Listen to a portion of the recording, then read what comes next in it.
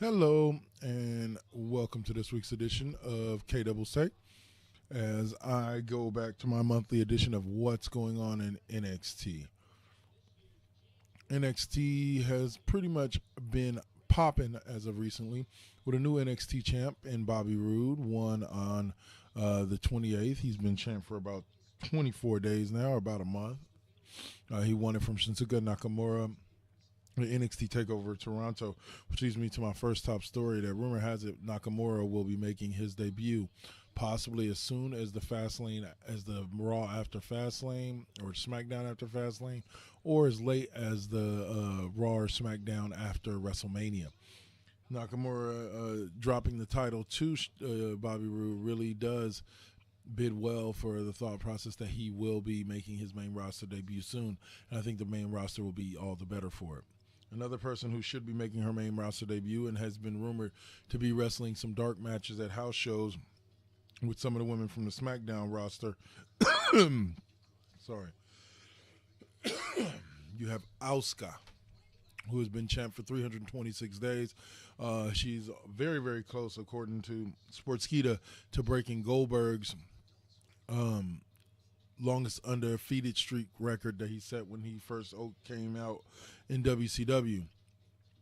Asuka is a champion of the highest level, and I believe that, in my personal opinion, she's the best female wrestler to ever come out of NXT.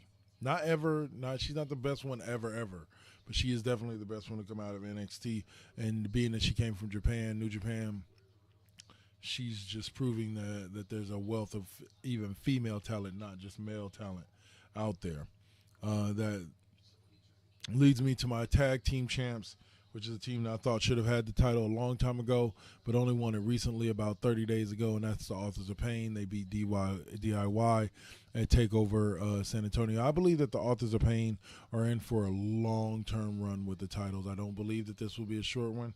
We're talking about like the Shield level, where they hold on to the belts for close to a year, kind of like with Asuka, because there's just no reason to take the belts off of those big boys, even though they will be facing off with teams like Sanity and teams that should have an opportunity to beat them, but I do not believe that they will.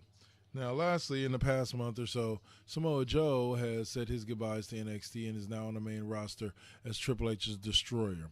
Makes me wonder who else Triple H is about to bring up to the main roster to put beside Joe, or who he's going to pair with Joe on the main roster. Some have said Kevin Owens and Joe have already begun the beginnings of a heel stable led by Triple H, but we'll see what happens there.